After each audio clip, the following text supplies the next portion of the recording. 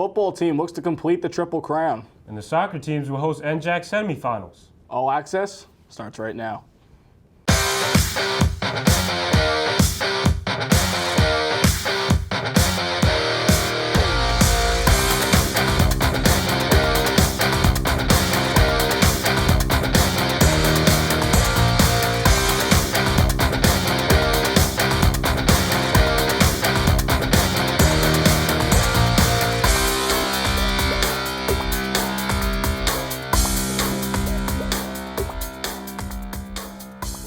Access, the show that's full of surprises, like the Spurs' 29-point win over the Warriors on Tuesday. I'm Cody Decker. And I'm Nolan Foy, filling in for Chris Devine, who is out shopping for his Halloween costume. Meanwhile, we had the treat of a lot of Rowan athletics action this week, so let's kick off the recaps with the football team. Cody? Thanks, Nolan. The Rowan football team marched into Coach Richard Wacker Stadium with the goal to knock off another NJAC powerhouse in Wesley College. Did they accomplish that goal? Here's Sarah Reichen with the details. On Saturday, October 22nd, Rowan hosted Wesley College in a rainy, windy NJAC matchup. In the opening quarter, Rowan had a ball at its own 30 when quarterback Dante Pickney had the ball stripped away by linebacker Isaiah Ingram. The ball was recovered by Wolverines defensive tackle, who returned the ball to the Prof's 17-yard line.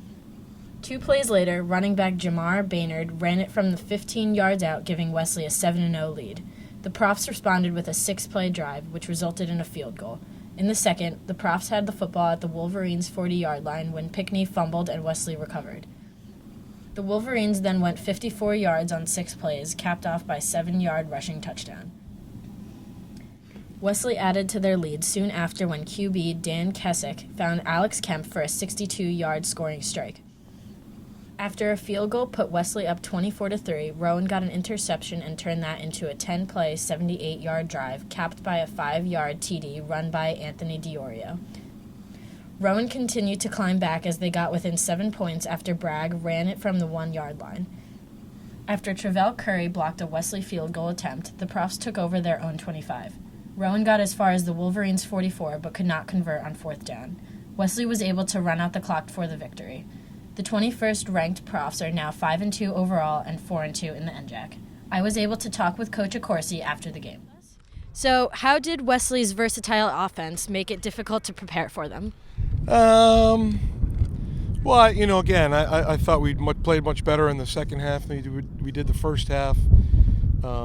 But I think our offense just put us in too many bad spots in the first half to get us so far behind. So, I thought we played well defensively at times in the first half, but we just had short fields and had our back up against the wall the whole half. And, I think it was more us giving them easier opportunities to score against us.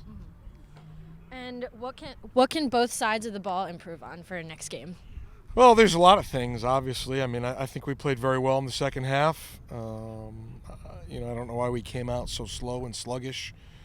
I thought we ran the ball well at times. I thought we threw the ball well at times, but then other times we struggled. So it's that mix and balance. Defensively they pose a lot of challenges. They have a really good team. So I thought, for the most part, we were able to hold them in check, but we just need to keep getting better and work on the little things, really.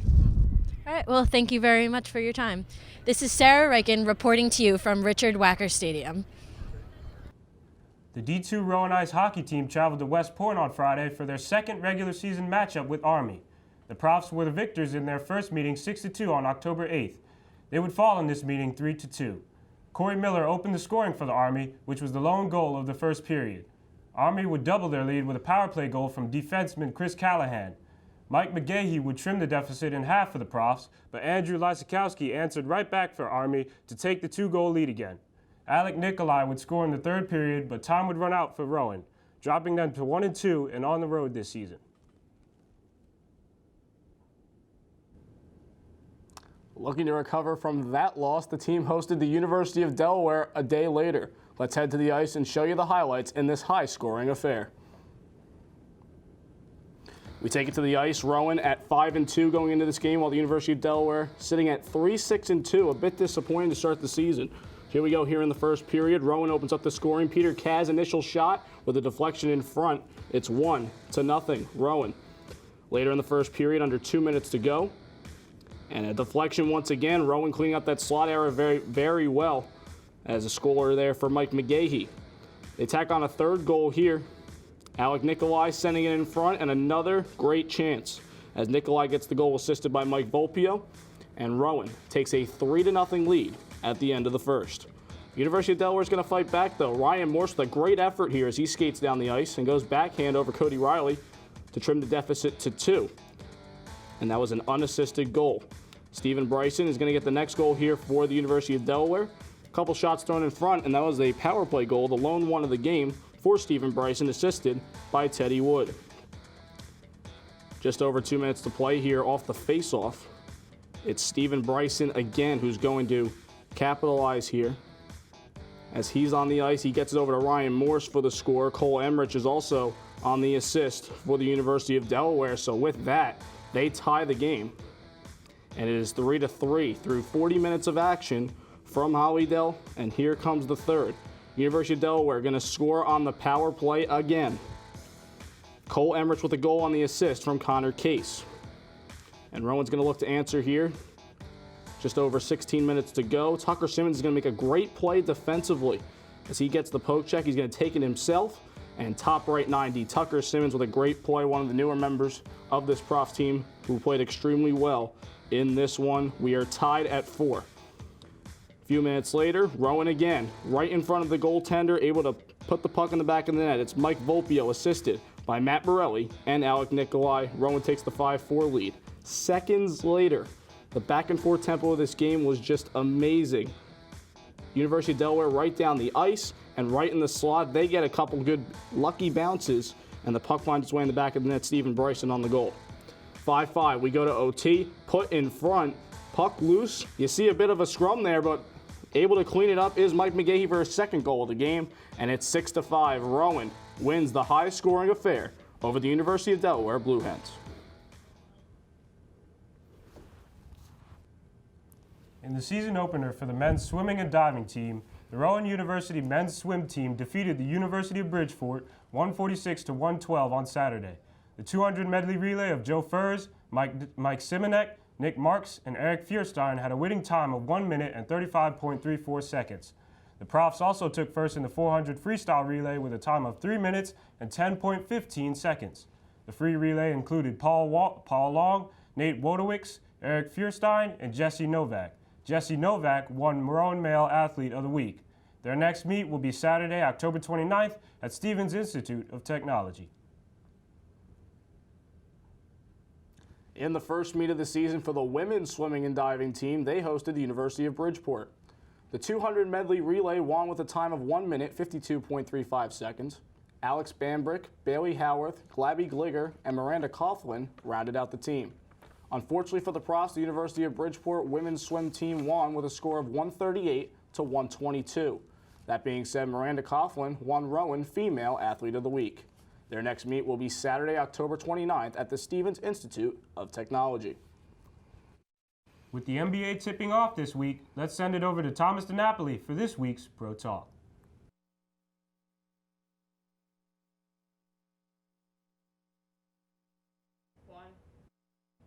Thanks, Nolan. Now to the wacky, crazy, and unbelievable world of professional sports. We're starting with football, where some say the Cardinals-Seahawks game was the best game of the season, while others say it was the worst. After regulation, the score was 3-3. Yes, 3-3. With the new overtime rules, if the team who receives the ball first kicks a field goal, the other team has a chance to match that or win with a touchdown. The Cardinals hit a field goal, and the Seahawks answered right back with one of their own.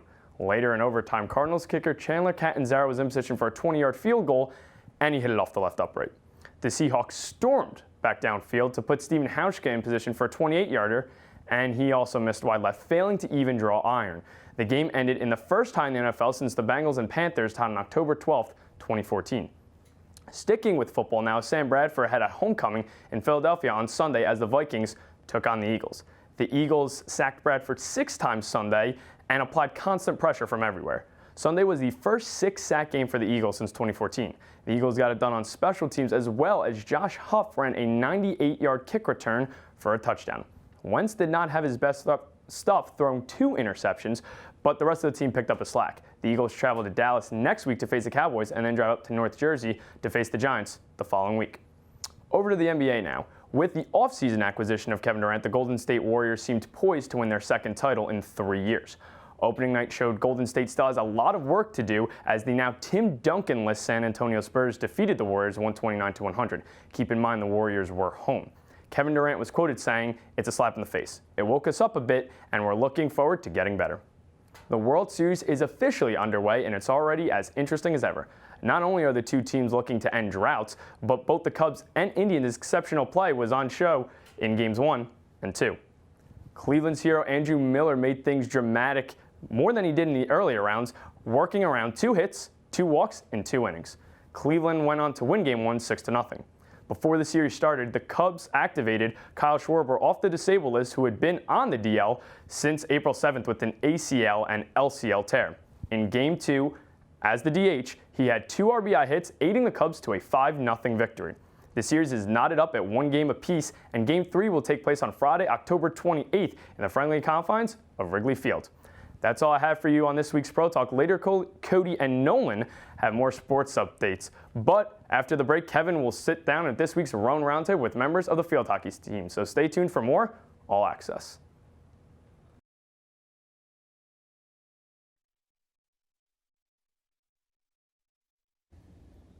Welcome back to All Access. Time for our Rowan Roundtable. Joining me are Rachel Galante and Skylar Pino of the field hockey team. You ladies ready? Yeah, as ready as we get.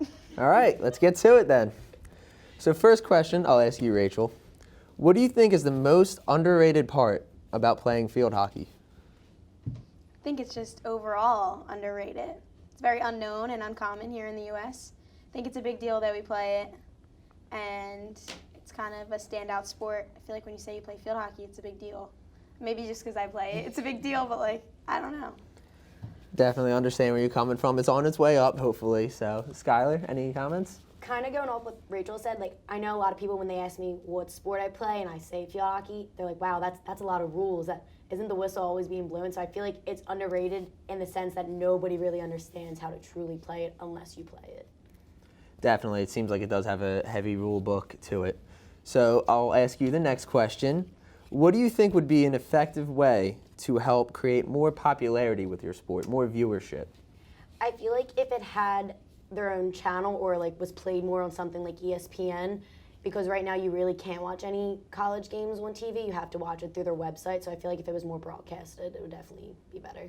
Definitely hard to compare with football and basketball when they're on TV and, you're not. Anything to add? I forgot the question. Just anything that you feel can, increase the popularity of your sport. I don't know. I guess just really getting it out there. It's not really talked about as much as it should be. It's a big deal to us because I grew up in a town where it was popular. People come, there's people on our team that started playing their freshman year of high school, whereas I've been playing since 2nd grade because it was big in my area. So I guess it just kind of give or take where you're from, and if it's big in your area, that's really what's going to make you more well known with the sport. Understandable, Sal. I mean, if it's popular in your area, that's a huge influence into how you'll be perceived with it. So, Skylar, what challenges do you guys go through on a day-to-day basis of being a student athlete? Definitely time management. You're going from school to practice to homework and then back to school to practice. You really don't have a lot of time, so you really have to put everything together and figure out what you want to do first, do your homework now, and then go to practice, or put it off. So definitely time management is our biggest challenge. Fair point. Time management is a common complaint with student athletes. How about any other complaints? Definitely time management. Give or take, we're all from different backgrounds. We're all majoring in different things. So from a stat exam at 8 a.m. to an anatomy lab, we all struggle day to day, but we try to support each other, and even sometimes on the field we're studying and doing all kinds of stuff. So, I mean, you sign up for it. It's not we know it's going to be tough. You sign up for it. It's a big time commitment. It's a commitment to do the things you love, definitely. Rachel, what do you feel has been the most difficult part of playing college field hockey versus playing in high school? It's just a whole different game. The game's so much faster. The rules are like so much more enforced. Whereas in high school, you have those star players where like it's 2 or 3 star players on a high school team. At a college team, everyone's good. Like every team's different too. Like you can't go out and play your best game and expect to always win. Sometimes you have to be more tactical with it. Whereas in high school, like you could just show up sometimes and play. College, it's so much more competitive and it's at such a higher level. Like everyone's good. Fair point. You have to, actually get approved to be able to be on these teams, not just everybody shows up and plays. Skylar? I definitely agree with the pace. The pace is 10 times more faster in college than it is in high school. And then in high school, especially for me, I came from such a small school where I played 3 sports rather than just 1. So I was allowed to focus on so many different things, while here you focus on one thing and that's what you do the whole time. So it's definitely a bigger commitment too. Understandably so. So the idea of male students playing field hockey it's becoming more of a trend nowadays, especially with you of something like the United States now having their male field hockey team. Do you think the day will come when we have an entire male field hockey team along with a women's field hockey team in high schools? I definitely think in the near future it'll come about, because if you watch the Olympics at all, men's field hockey is so popular in so many other countries, and then now you see it coming over to the U.S. If you go to any field hockey tournaments or games, you see so much more men than women nowadays. So I definitely think probably in the next 5 or 10 years, you'll definitely see it all across the United States. Fair point. It's definitely growing with men. I would have to agree 110% with that. Not much more to say. It's definitely gonna make its way over here, no doubt. Agreed. I mean, they're definitely, like I said, it's in the Olympics now. More and more countries seem to have it, so it's definitely working its way up. Rachel, if there was any rule in field hockey that you could change or get rid of altogether, what would it be? I'd want to be able to make contact. A hitter, huh? Yeah, people are too soft these days. Like, I'm just trying to make some contact. Just a little. I can respect that, understandably so. I watch plenty of hockey, so it's all about contact. Skylar? I mean, I agree to some point. Yeah, I definitely think it could be like the rules are so strict with how much contact you can put on, and sometimes you can't help accidentally tripping or something like that. But other than that, I'll probably say the 5-yard rule, being away 5 yards. Like if you watch any games, that's what someone's consistently called on. So I feel like that needs to be maybe more lenient in the future. Definitely so. There do still need to be some rules with it, but more contact could easily be a thing. Anyway, guys, it's been a great debate. It really has been. But that is all the time we have for this Rowan Roundtable. I would like to thank Rachel and Skylar for joining us here today. Cody and Nolan, back to you. Thanks, Kevin. Time to recap the volleyball team's busy week. Nolan. Thanks, Cody. The women's volleyball team faced Coast Guard Academy on Saturday, October 22nd. The Profs came up short in a 3-2 decision. The set scores versus Coast Guard were 25-27, 25-22, 22-25, 29-27, and 16-14. For the Profs, outside hitter Erica O'Hagan had 15 digs and 12 kills. Setter Caitlin Paxton accumulated 31 assists and 13 digs. Outside hitter Megan Jacoby produced 15 kills and 9 digs. The Profs came into the next game at a record of 7-20 in a Saturday matchup against the Susquehanna Bears. It was a hard-fought game for the women's volleyball team. However, Rowan lost the matchup in a 3-2 decision. Middle blocker Susan West would lead the Bears with 15 kills, while outside hitter Erica O'Hagan paced the Profs with 15 digs and 12 kills. The team would respond well on their senior night with a sweep of the Pioneers of William Patterson. Set scores were 25-12, 25-18, and 25-20. Outside hitter Kaylee Gallagher had 14 kills and 5 blocks. Outside hitter Megan Jacoby had 11 kills, and opposite Maura Francis had 10. Setters Caitlin Paxton and Kat Wolf had 22 assists each. The Profs improved to 8-20 overall and 4-4 in the conference. They traveled to New York to face Buffalo State College in the New York Regional Challenge at Hunter College at 6 p.m. Rowan was able to pull out a 2-1 victory against William Patterson in field hockey on Saturday. Forward Bridget Boyle scored the game winner in the 66th minute for her 15th goal of the season. Midfielder Rachel Galante scored the other goal for Rowan in the 26th minute of the game. Rowan's field hockey team lost against Elizabethtown College on Wednesday night by a final score of 4-3. The game needed overtime to settle the contest when midfielder Nicole Leaf scored the game winner for the Blue Jays. Rowan was led by midfielder Courtney Aquino, who scored all 3 goals for the Profs. The Profs now sit at a record of 11-5 on the season and will look to bounce back against Stockton University this Saturday. Up next, we hear from more members of the field hockey team in this week's Prof Spotlight. We'll be right back.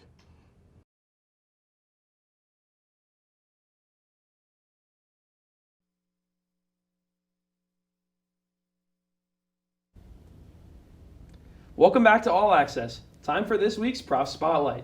Joining me are field hockey players Erica Ferrone and Carly DeMarco. How are you guys? Good.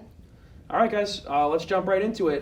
Some stats really fast for your team. You guys are 11-6 so far this year, 2-3 in the NJAC, which is good for 4th out of 7. You're tied with with Willie P.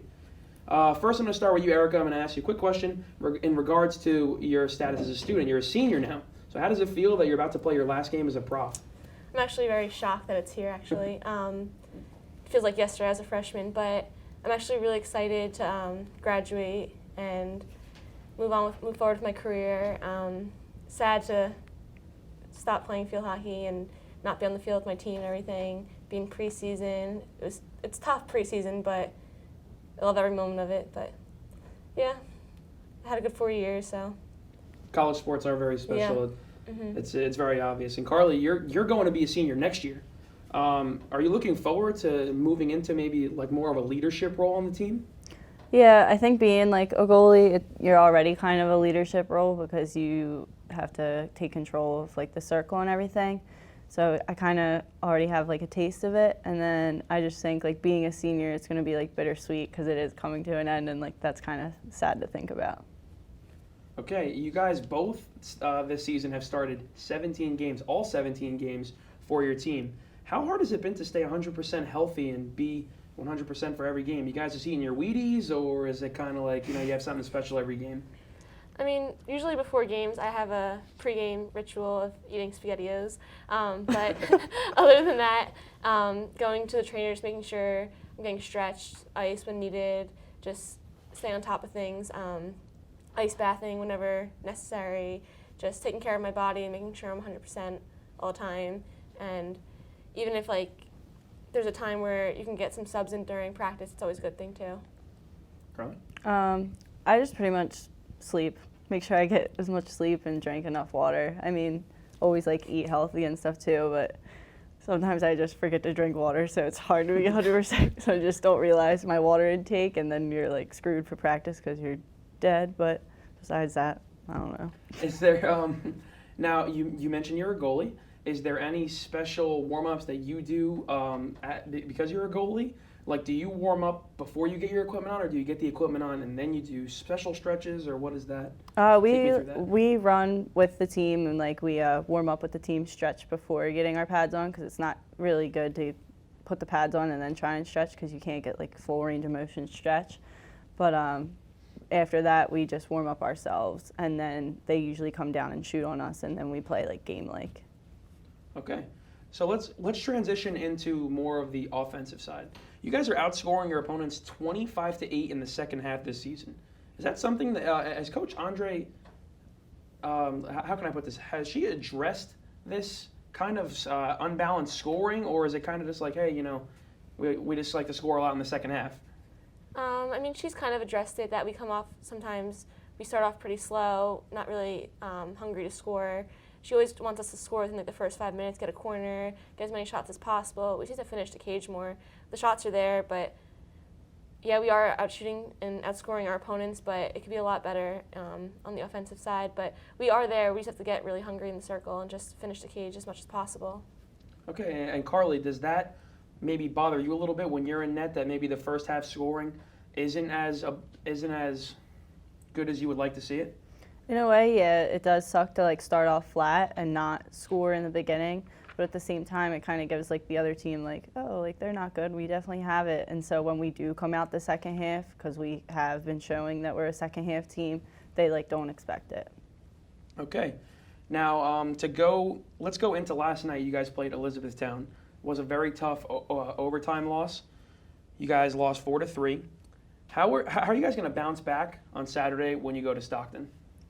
Well, honestly, that was like the first game I think that the offense, we outshot like them completely. It was just like defensively, we just had really bad defensive breakdowns, and we've been working all today's practice in the rain was all defensive. So once we fix that, we're going to blow them away.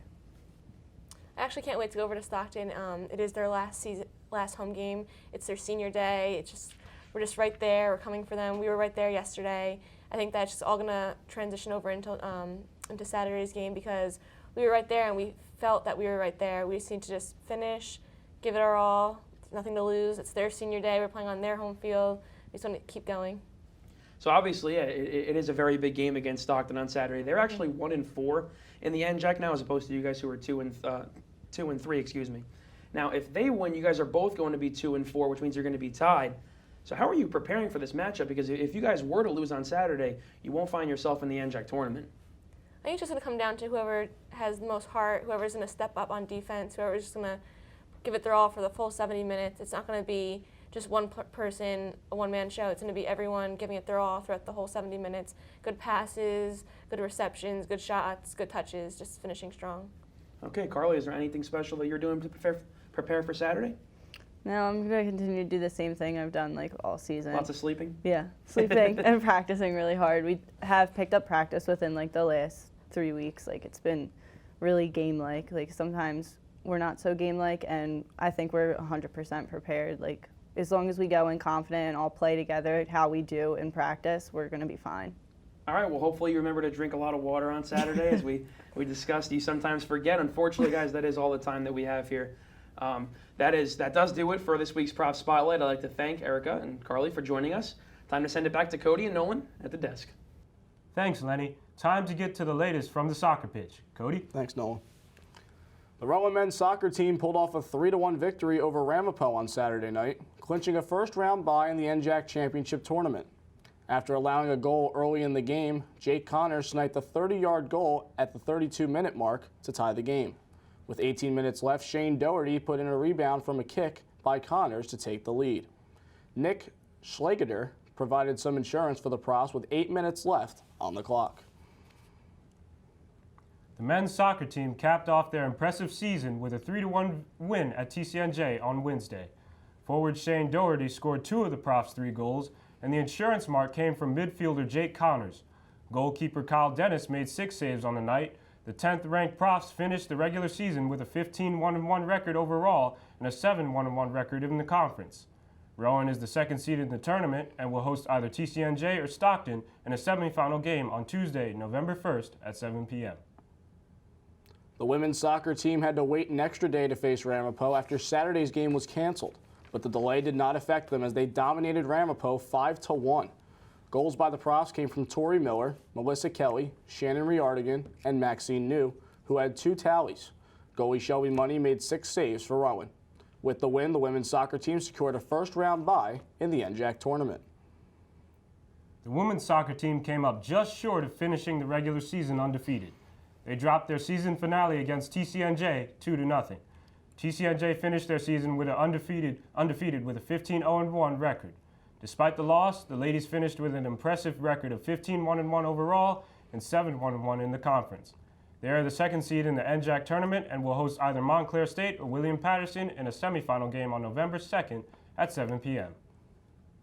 And with that, another episode of All Access is in the books. For Lenny Schnee, Kevin Cornell, Thomas DiNapoli, Sarah Reichen, Nolan Foy, and the entire All Access team, I'm Cody Decker. Have a happy Halloween. Come back next time. On Friday for their regular Whoops. Trust me, you can't mess up as much as Cody does. Yeah. And More from members. Oh man, that's a little too many M's. Up next, we hear more. We hear Oh. Oh, okay. I usually don't write that way, but I did this time. Like, that's not cool. Up next, we hear from more members of the field hockey team in this week's okay, I got it.